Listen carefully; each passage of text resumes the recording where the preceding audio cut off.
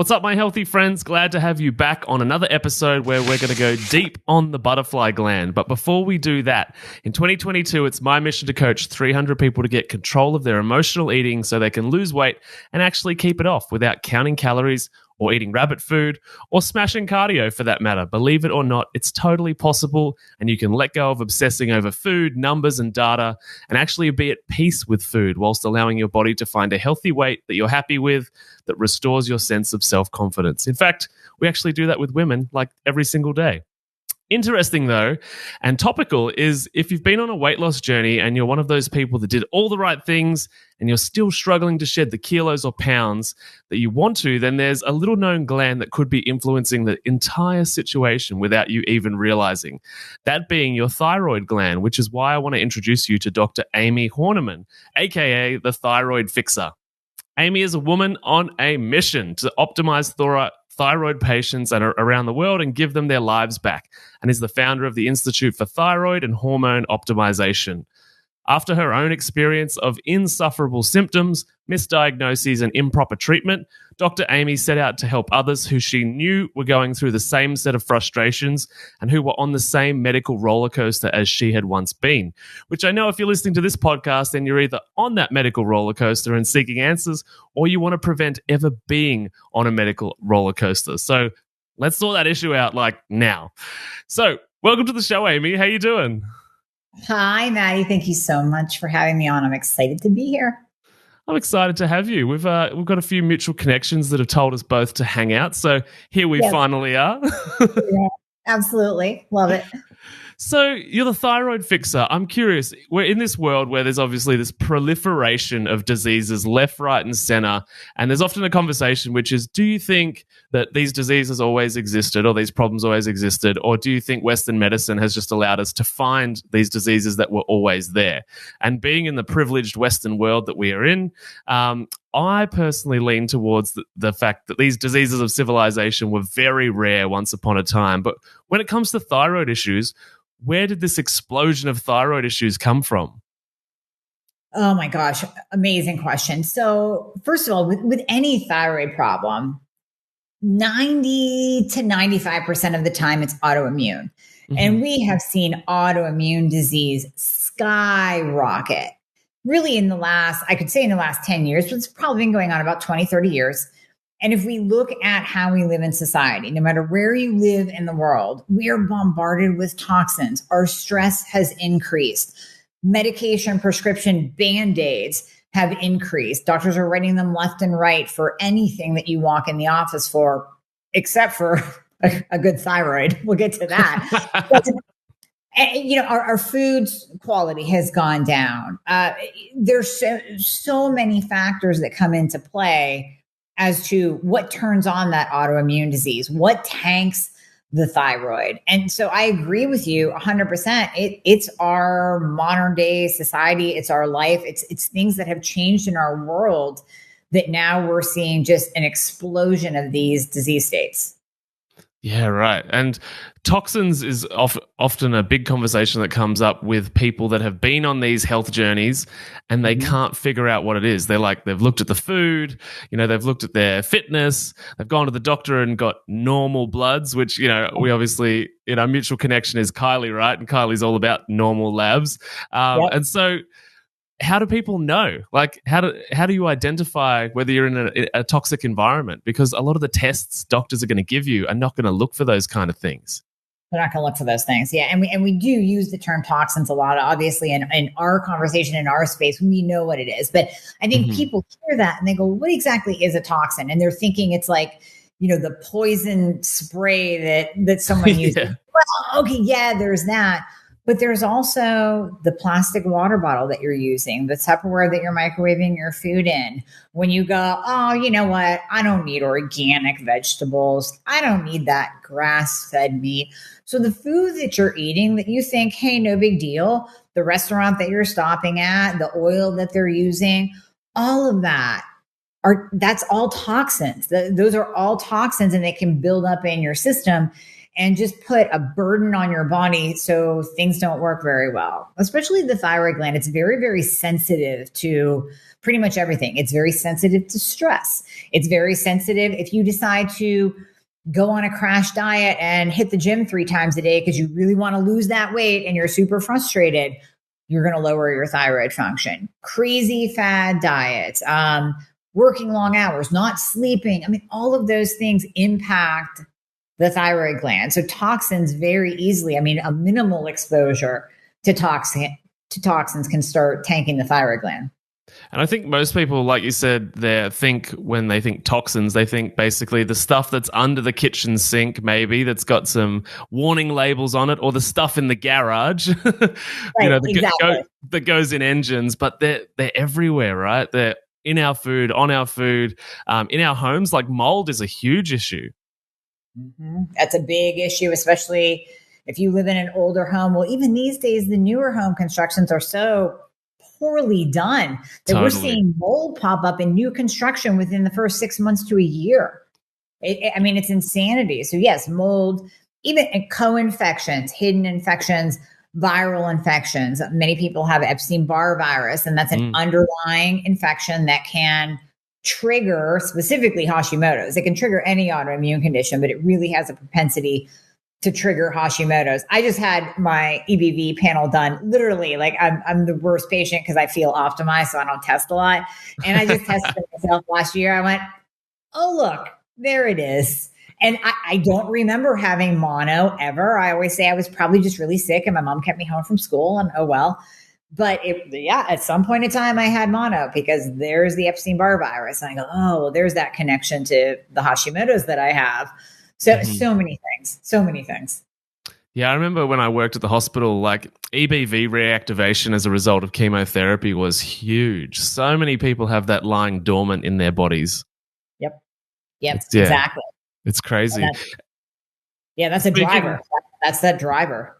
Yeah, oh, totally. And speaking of that, I guess that medical environment, like I know that many people that go to the doctor, they might see a naturopath or they might see a functional, sort of practitioner and get this direction. So we've obviously got your sort of more natural health professional that's looking at things more holistically, more robustly, and they send that person to the doctor and say, hey, can you order some, thyroid panels? And the doctor, especially here in Australia, usually pushes back and says, no, you don't need this, you don't need that. And so then we've got obviously a situation where unsupportive doctors and then the patient's in this mindset issue where it's like, well, one medical professional is saying this, the other one's saying this, I can't actually get the data. And then we just kind of forget about it for a couple of years. Then they go on some more crash diets, they go on some more, little regimes to try and fix their body. And we're just further down the rabbit hole. So what is going on there? Why are doctors not cooperating when it comes to looking at people's thyroid? So a couple of answers. First of all, and I've heard this from a trusted source who was in medical school. She says they're taught that if you do not know how to read a test and there isn't a Band-Aid pill for it. Now, I'm not talking the thyroid hormone replacement that we actually use to optimize you. There's not one of those Band-Aid medications, like here's an antidepressant, here's a statin, here's a BP med. Then you don't write for it. And then my other rule, my in general rule, so that's my answer to why they don't test. It's because they simply don't know. But my rule is if your doctor won't test, it's time to get a new doctor. Because if they don't want all of the info, if they don't want everything laid out in front of them so that they can see your entire picture of health and what's been going on through the years and what's causing this, and is this normal or is it optimal? Is it low normal? That's what I look at to really get that full picture of someone. I need every marker there is. I want everything. I don't want half-baked labs. I want it all. So if your doctor isn't willing to order and it's no money out of their pocket, it is no skin off of their back. So if they're not willing to order the labs, do you really believe that they're going to know how to treat you as well? That's your first sign. That is your test of your doctor. Because by the way, you are allowed to test your own doctor. You're allowed to interview them too. They're not God. I'm just telling you, they're literally not God, just in case you didn't know that. So you can ask them questions too and you can hold their feet to the fire. And that is their test to see if they're the right doctor for you. Yeah, I think that's great. It should be your health with your doctor should be a two-way conversation, not, you sitting there like the helpless child being told what to do and just being like, oh, okay, which makes me think of my nan. My nan thinks her doctor is basically God, and every time I see her, she's got more issues, and I know it's because of the advice her ancient doctor is giving her. Absolutely. And that's what they were taught back then. You respect your doctor. It's like, listen, you can have respect. Mad respect. I went through a lot of schooling. Okay, hats off. For sure. But if they're not the right one for you, if maybe they are a little bit behind the times in studies and research, and I mean, especially in the area that you were in, Matty, I mean, you had to stay on top of that research. You can't even be 6 months behind. You have to be 6 months ahead. So if your doctor isn't catching up with the latest research and what really is out there, it's time to go. I gave a talk to a group of integrative wellness physicians a few years ago, and here at a med school, Ecom. And I went over, okay, why do we do these tests to get the full picture of the thyroid and what they mean? And then I said, why are you guys in the Synthroid box? I call it the T4 box, the Synthroid box, because that's standard of care. You go, okay, well, here's your prescription for Synthroid. Be on your way. See ya. Good luck. I said, if you put them on an antidepressant and that one didn't work, you give them another one. If that one didn't work, you give them another one. If that one doesn't work, you give them an antipsychotic and a sleeping pill on top of it. But someone has a thyroid problem and you give them one medication. Why? The one doc raises his hand and goes, that's all we've learned.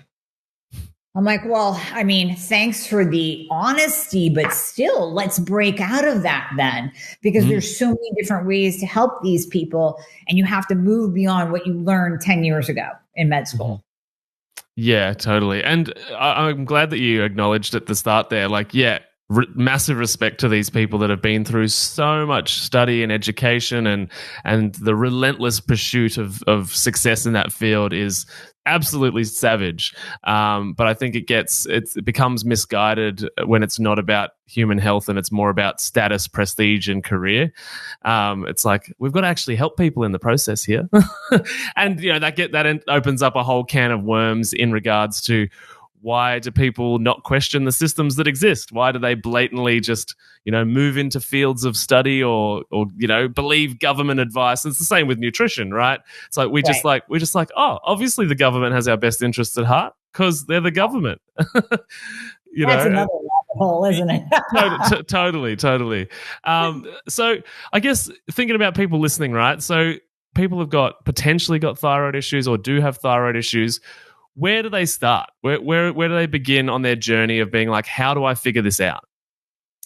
So first, start by tuning into your body. So I'm a big believer that your body gives you signs and signals, and we have to listen to that. So tuning into your body and not blowing it off. So if you are gaining weight, if you can't lose weight, what you said in the very beginning, Matty, if you're trying everything, you're doing all the right things, quote unquote, and the weight just isn't budging, you're fatigued, your hair is falling out, you're constipated. And I don't mean you have to have all of these symptoms. You could have one, you could have two, but that is your body giving you a sign that something isn't right. And if you really tune into your body, you know that something is off. We know when something's off in our body. So that's where you start the process. And in order to find out what those signs and symptoms are, we have to test. And it really is about, with the thyroid specifically, it really is about getting thorough testing. Because what will happen, and I guarantee you your listeners have already had this happen, they're going to be like, oh my gosh, yeah, that's me. You'll go into your doctor and you'll say, hey, I heard this talk about thyroid and I want to get my thyroid tested because turns out I have a couple of these symptoms. Doc, can you test my thyroid? And then you get back a test that is 2 tests, TSH and free T4.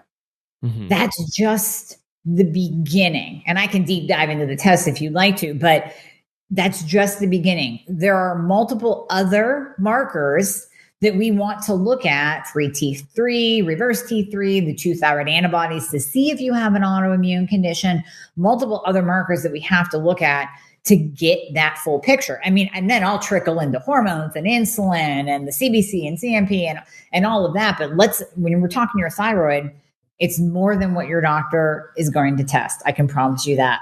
So you have to go in almost with a bulleted list of labs for them to test and say, hey, doc, can you test these to test my thyroid? And there it comes back to the test of your doctor. If they're like, oh yeah, no, I'm not going to do this one because it's not necessary. And we don't really need this one either. Just be like, thank you, leave, find a new doctor. Simple as that. Yeah, totally. It's the amount of times that people hear that, even with basic nutrients. I know here in Australia that if you do too many nutrition panels, and it would be the same for the more complex thyroid panels, that they get monitored and they get a call from like the health authority to be like, oh, we've noticed you've ordered too many of these, and it's a very low number. So at least here in Australia, there is actually a concern for the doctor about being red flagged in the system for focusing too much on some of these types of tests. Oh, that's horrible. Oh my goodness. Yeah, so basically they're scared into like not ordering. Yeah, totally. Hashtag tyranny. Anyway, so speaking of those tests, maybe we should dive into them because a lot of people, or maybe we should just dive into the function, because a lot of people hear TSH and T3 and T4, and maybe we should just get some clarity on what they mean, what's overactive, what's underactive, and just so people can start sort of identifying from listening to this conversation, oh, maybe that might be me. No, definitely. Because as your own patient advocate, it's important to know what those tests do mean and where you should be. Because one thing you have to remember, even when you're looking at your own results, that standard lab value range. And I have patients, and I'll show you, I have patients in the UK. I have patients all over the world. And every lab value range might be different, but they're all taken from a group of sick people. Meaning, you're like, wait, what does that mean? No, meaning it's wide, it's vast. That lab value range is huge. Where functional medicine goes, we don't want to know where the sick people land. We want to know where these healthy people that are like kicking ass in life are. So that's the optimal range. And that bullseye, that optimal range that's much more narrow, that's where we want you to be. So in addition to understanding the labs, I want you to know exactly where you should be. So TSH, we said earlier, it is thyroid stimulating hormone. This is a pituitary hormone. It's coming from your brain. It is not a thyroid hormone. Now, the one thing to know about thyroid stimulating hormone, it acts like a feeler. So the higher that it gets in on that lab, the more it's telling your thyroid isn't doing a good job. So, when you're yelling at your kids and you might start off, you're like, Johnny, can you pick up your toys? And then he doesn't. And Johnny, can you please pick up your toy? And your voice gets louder and you start yelling. Well, think of that as the TSH yelling at the thyroid gland to make more thyroid hormone. If that falls, if it's loud, if it's high, if it's screaming at us, then your doctor will go, hey, you know what? You might have something going on here. But if it's not screaming at us, we have to go deeper. I like TSH below a 2, and that's pretty standard across all countries. Usually that TSH goes up to like a 4.5. It's been debated for decades, but I like that below a 2 or in the lower part of the range. Then we move on to free T4 I mentioned earlier. Now, remember T4 just keep this in mind, is the inactive thyroid hormone, totally inactive. Now, every cell in your body needs thyroid hormone. I just called it the master gland. It's important for life. It runs the show, but not with T4. T4 is inactive, and it has to morph into and convert into T3. T3 is your active thyroid hormone. That's the powerhouse. That's what gets into the cell. That's what you have a receptor site on every single cell for, is T3. So we want enough T3. I want that T3 in the upper quadrant of the range, or maybe even over, because there are people that do better with a little bit higher T3. These are usually your type A's, your crazy people like us that are doing 10,000 things in a day, right? So that's T3. You need that. We need that to think. Your brain has receptor sites on it for T3. So that foggy, fatigue, you can't remember anything. People think they have early onset Alzheimer's. That could be low T3. So we want to check your free, unbound, ready to be picked up by your cell thyroid hormone, T3. Mm-hmm. Then we want to check reverse T3. Reverse T3 is the gas. So if T3 are the brakes, if T3 is your gas, reverse T3, that's the brakes. That's your anti-thyroid hormone. Mm-hmm. Now, here's what you'll get when you ask your doctor. You go, well, can you test reverse T3? Oh, I only do that in a clinical setting. Meaning if you're in the ICU, if you're in the ER, they're going to test your reverse T3. Well, hello, that is built into our body as a survival mechanism. It will go up. If you're injured, if you're in trauma, if you have an infection, it's going to go up because our bodies are so darn smart. It knows that if you are fighting something and you're fighting for your life, you don't need to burn fat. You don't need to feel good. You don't need to grow your hair. So reverse T3 goes up. But what if you're not in that clinical setting, quote unquote? Yeah. What if you're just get shit done during the day? Like you're trying to run a business, you're taking the kids to school, you're cleaning the house, you got a bunch of errands, but your reverse T3 is high and your body literally thinks that you're laying in a hospital bed? No. So we want to know that number so we know the state of your conversion of T4 to T3. And then I want to check for Hashimoto's. So, back to reverse T3 less than 12. And that is standard across the board.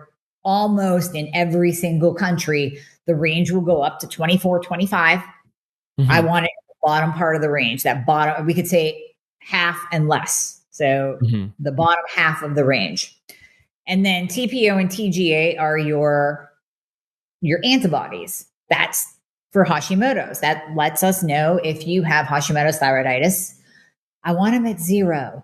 I can't tell you how many people patients I've seen come in, they get their antibodies tested and they're at a 10, but the lab range is, it's less than 20.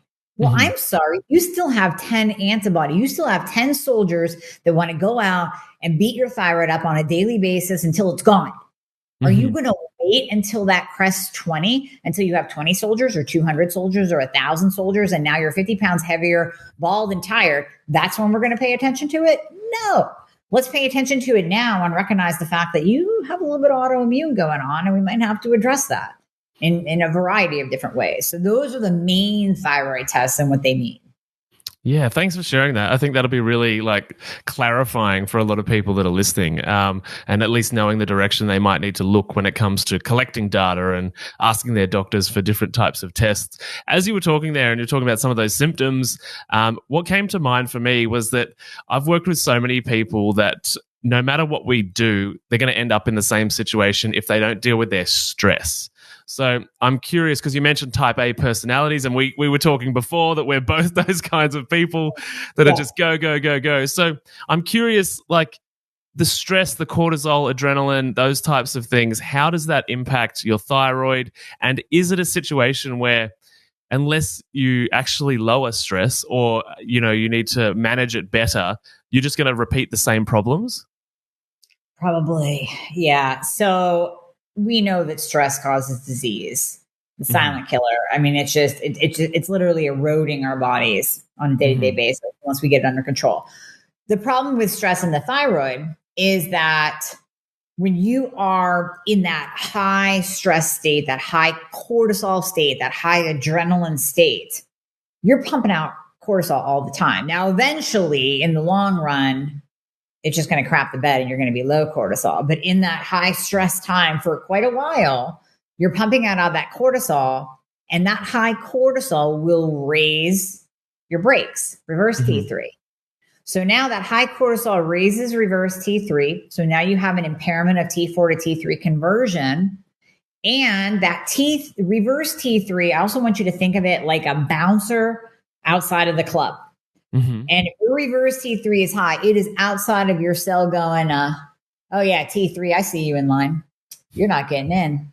You're not getting in either. It is not allowing T3 into the cell to do its job. And that literally can come down. It can all circle back to stress. It can all be because you're pumping out cortisol all day long. Now, let's also remember, high cortisol will increase our blood sugars. And in turn, we see insulin resistance left and right with thyroid problems. So if you're high stressed, you're pumping out cortisol, you're going to raise your blood glucose, you're going to raise your insulin. That's also inflammatory. Those high glucose numbers all day long, not good. Not good for the thyroid, not good for you, not good for fat loss by any means. Mm-hmm. So now that high insulin is also pushing up reverse T3. So now you have two things pushing up reverse T3. You got a bunch of bouncers outside of the club, not letting T3 in at all. Mm-hmm. I mean, you are just literally, that's like a triple whammy for weight gain. You're not going to lose a pound if you're all stressed out, your insulin's high and your reverse T3 is high. Not going to happen. Totally. Yeah, you're definitely going to be stuck in that situation. And it's interesting too, because I think when people go on these health journeys or weight loss journeys, like we've got to get out of this single dimension thinking, which is like food equals body fat, and then stress equals frustration, and like these single channels in each direction. And it's really like frustrating for people to be like, I'm doing all the right things and it's not working. And it's like, it's really hard to say to a type A personality, it's stress, and actually you need to do less. And I know you've got 3 or 4 kids, and like it's going to take a while to figure out how to create an environment for yourself where you do create some self-care. And that might take you a few months or 6 months, or you might rebel against that for the next 5 years. And like you said, end up in a situation where you do have Hashimoto's and you are losing your hair, and all of these things are happening. Yeah, I have a saying, both and. I always say both and. We have to do both and. Mm-hmm. So that means I want to look at your thyroid. I want to optimize that. I want to look at your hormones. I want to optimize that too. And at the same time, we have to be working on lifestyle. We have to lower your stress. We have to clean up your diet, tailor that to what is going on with you. Okay, if you're insulin resistant, we might have to take out some carbs and lower that and get rid of the processed food. I can throw thyroid treatment at you all day long, but if you're wigged out, stressed out, not sleeping and eating McDonald's, it's not going to matter. Yeah. So it really is that whole, you have to do it all, even if it's chipping away, like you said, one thing at a time, you have to do it all to get that ultimate result. Yeah, which is obviously frustrating for every type A personality that has to slow down. We want it yesterday. We want results yesterday, and we're not going to stop. So totally. It's exactly like that. So I think that's really good that you connected the insulin, cortisol, and thyroid hormone there, because like when it comes to insulin, that obviously leads us to a conversation about diet and nutrition and sugar and carbohydrates.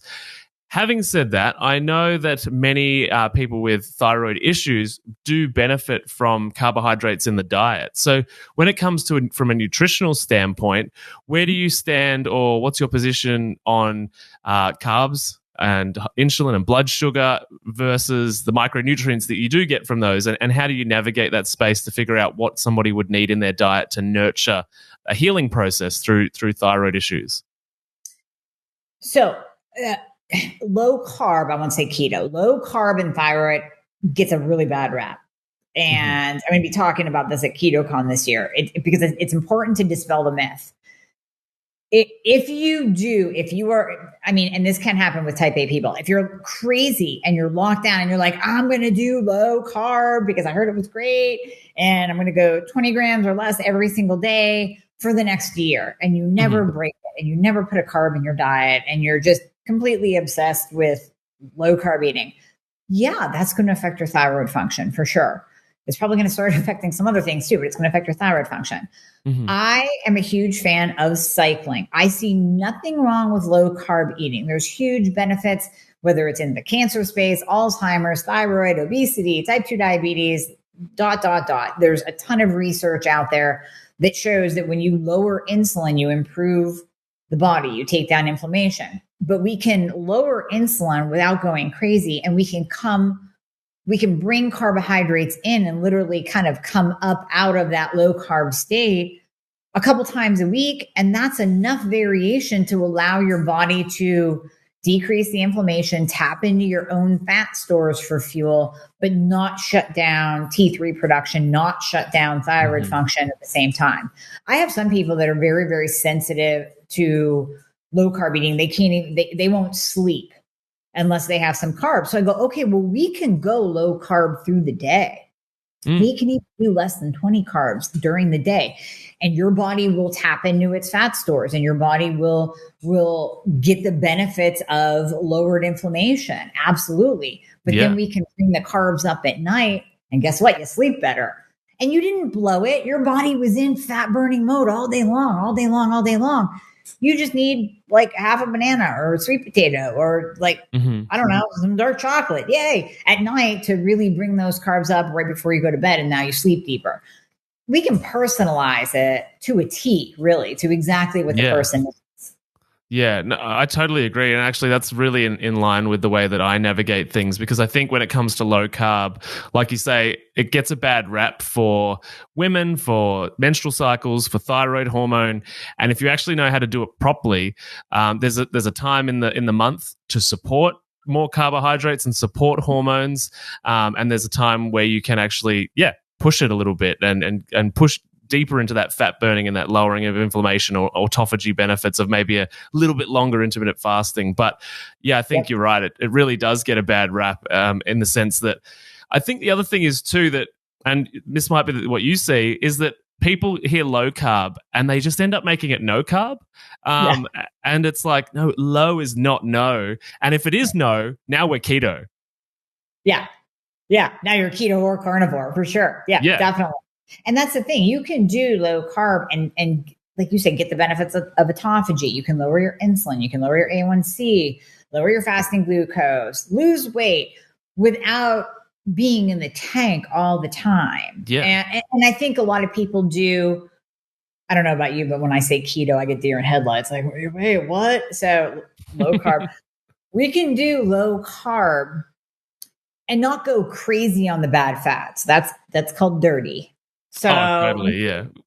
You know, we're not saying, okay, go low carb and go ahead and eat a pound of bacon every day and have the pork rinds and have the cheese. And like, no, let's focus on the good fats because those good fats have so many nutrients and they help your cholesterol levels and they help your hormone levels. Those good fats do amazing things in your body. So let's focus on the good fats and let's focus on that protein because guess what? The protein builds your muscle. Totally. And women are notorious for low protein, as I'm sure you know. Oh, yeah, totally. Especially the amount of vegan, vegetarian diets they've been on to try and lose weight. Like, yeah, it's almost like there's this, protein meat fear, Yeah. Yeah. And then old advice, from, I don't know, when it was it, 1970, when they were like, meat's bad. Yeah. Don't eat red meat. And then they were like, oops, wait a minute. We were wrong. So, there's past bad information too. I think there's too many like Instagram before and afters, fad diets out there, like people going, well, I'm doing the, lose your weight, baby mama diet. And it's like, that's just another fad. Like let's eat for your lifetime. Let's figure out what you need to do to eat for the long run, not for a quick fix in 4 weeks. Well, and particularly for women, acknowledging that, being cyclical is in alignment with your body. Your body is, cyclical hormonally on a monthly basis for, a third to 2/3 of your life. And so if we're not cyclical about the way we engage with nutrition, there's going to be a clash, right? Going to be a clash. Exactly. Yeah. We have to cycle everything. I mean, nothing is stagnant. You're not going to do one thing for the rest of your life and call it a day. Our bodies are always changing. I mean, I'll even have patients that say, well, 2 years ago, somebody told me, I'm like, you're a different body than you were 2 years ago. And what worked 2 years ago might not work now. I used to compete. And I got to tell you, the diet that got me on stage and I was ripped and I was muscular and didn't work the next time. Like my body is always, your body is always shifting and changing. Yeah, totally. And I guess as well, like, is to not, for men or male PTs, there's so many PTs out there that are just like, calorie deficit, bro, and that has harmed so many women's metabolism and thyroids, right? So many. Like, we're literally unbrainwashing them from calorie counting and low calorie diets. It can take a while. It can take a while to get them out of that, like, oh, but what do you mean I have to eat more? I'll gain weight. I'm like, no, you really won't. You're going to help your thyroid. You're going to help your hormones too. So, yeah. Yeah, totally. And yeah, you're so right. It's like, yeah, sort of that brainwashing. It's been going on for so long. And even now, like, you know, I have friends even that are in the fitness space that always like, doesn't matter what diet you're on, it's all about calorie deficit. And it's just like, it's like they don't see the damage they're doing. So it's like, it's not like their message is, you know, per se wrong. It's just like telling people that is like basically telling people that if you drive a car, you're going to crash. It's like, well, no, it's pretty unlikely. Crashes happen in cars, but causation and correlation, right? Exactly. Yeah, one does not equal the other. Yeah. Yeah. So now that drives me nuts, those personal trainers that are banging on about that. Because I guess, yeah, with my clients, I'm working on helping people let go of calorie counting and tracking and entering every piece of food. Because at the end of the day, it's like, do you want happiness or do you want obsession? Yeah. Oh, and obsession can develop so easily and so quickly. I'm like you. I do not like people to track, because if you see it, if you really are focusing on those good fats, guess what? Fats have more calories. So if you see it on paper, how many calories you're actually eating, oh my gosh, you might freak out. And I try to use the example. Listen, I could give you 1,200 calories of Oreo cookies and pizza. I could give you 3,000 calories of grass-fed meat and avocados and olive oil and good veggies. And you're going to gain weight on the 1,200 calories of Oreo cookies and pizza. Yeah. You're going to lose weight on the 3,000 calories because of what the food does in your body. Whether we're talking insulin, whether we're talking hormonal response, whether we're talking leaky gut, whether we're talking thyroid, it's all what that food is going to do once it enters your system, and what kind of chemical reaction and hormonal response are you going to get to that food. That's what matters.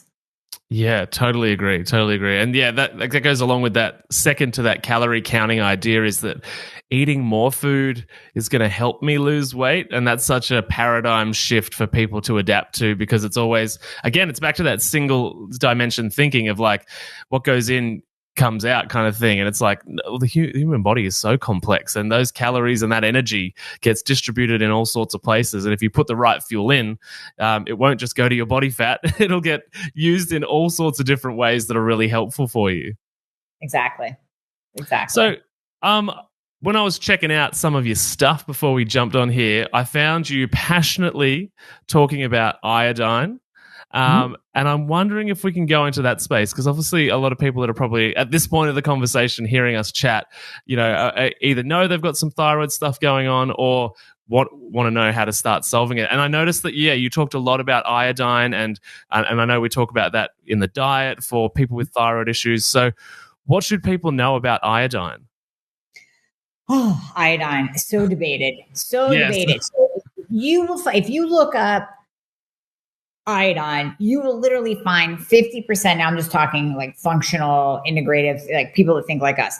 50% will be no, you don't use iodine, especially with Hashimoto's. 50% will be yes. So I am in the yes category. And I base this on science.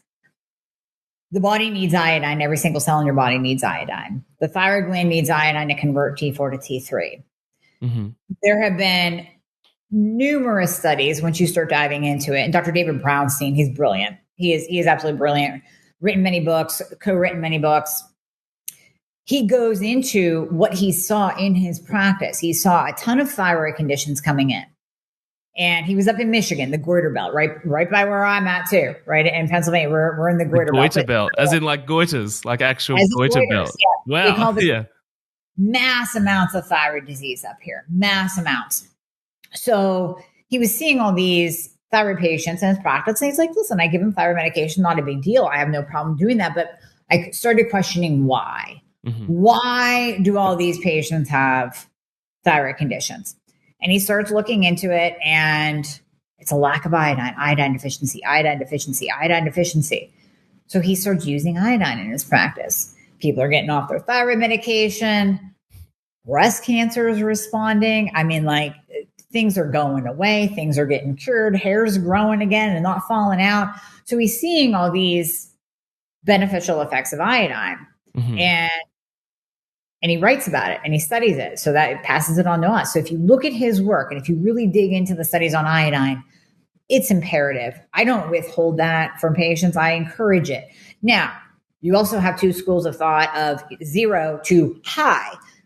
The high iodine dosing is, again, most likely what gave iodine the bad rap in the first place. Right.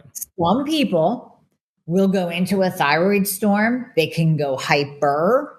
Mm-hmm. They can go hyper and then drop into hypo. It can aggravate Hashimoto's, but those are really, really high doses.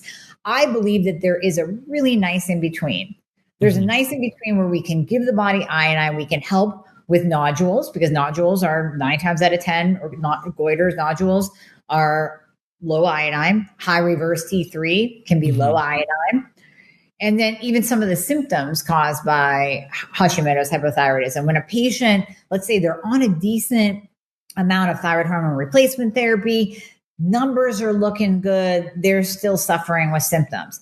And you give them that little bit of iodine, it's like the thyroid gland kind of goes, oh, okay, I can kind of work better. I can convert better now, just a little bit better than I did before. So you can even see symptom improvement with that as long as you don't go overboard. So I am a huge fan of iodine. We also have to remember that on the periodic table, it's a halogen, and it will bind to the other toxic halogens to the thyroid. Fluoride, bromine, bromide, chlorine, chloride. It will bind to those and excrete them out of their body. And many of us are actually bromide toxic. If you have furniture and carpet, chances are, and you drank a Mountain Dew in your life, chances are you're bromide toxic. Is that due to flame retardant?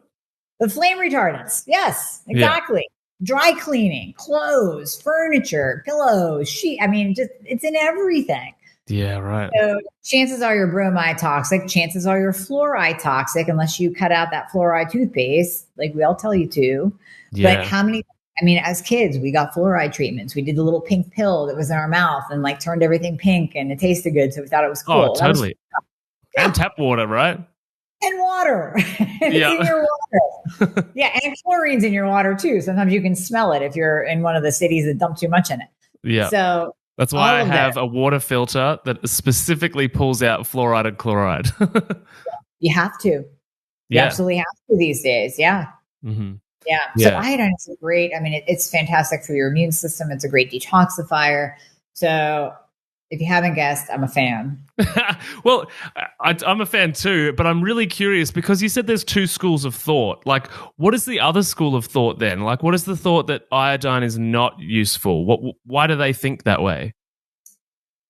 You know, I've only kind of, I mean, I have looked at it and heard some of the authors of those low iodine diet, low iodine books speak. And again, I totally respect them, but I'm just more based in science. So their argument is, I really do believe it's based on practitioners using too much and getting negative results.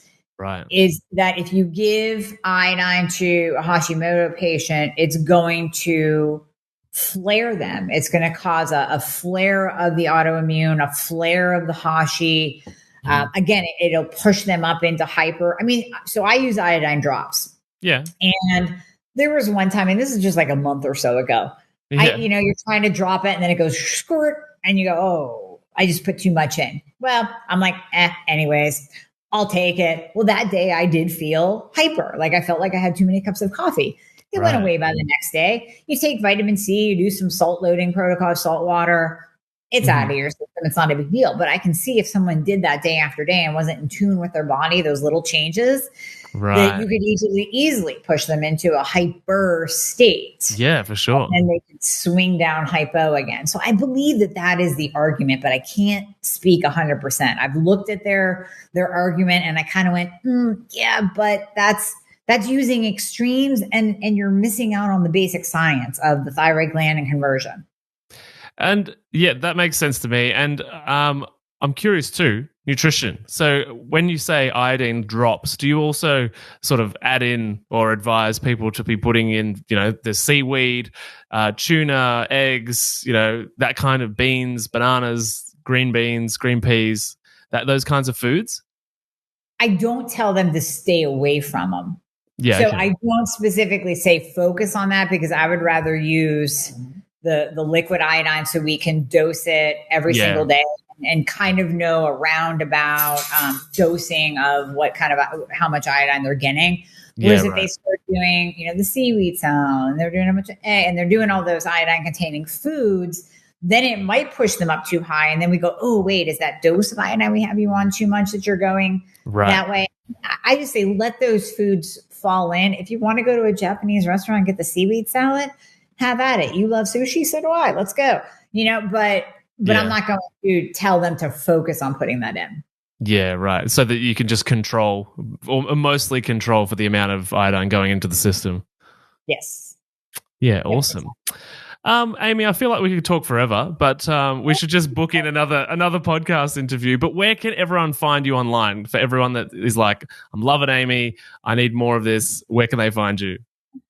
So I do a ton of teaching on my podcast, the Thyroid Fixer podcast. Mm-hmm. And we have 2 episodes per week. There's a ton of great information on there, great guests. I have to have Matty on for sure.